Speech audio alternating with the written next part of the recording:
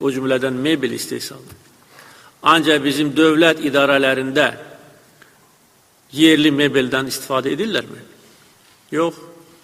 Hər bir kiçik məmur istəyir ki, xarici mebel olsun onun kabinetində. Nə üçün? Bu nə ədəbazlıqdır. Bizdə gözəl mebel istehsal olunur.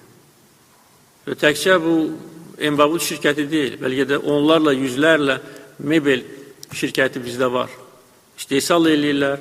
Amma digər bizim dövlət məmurlarımız yüksək vəzifəli, kiçik vəzifəli onu bəyənmirlər. Öyle onun keyfiyyəti heç bir başqa mebeldən fərqlənmir. Amma deyir, yox, bu Azərbaycan malıdır, mən bunu özümə rəva bilmirəm.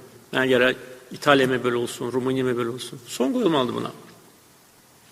Bütün dövlət məmurlarının kabinetlərində bundan sonra yerli mebellər olmalıdır.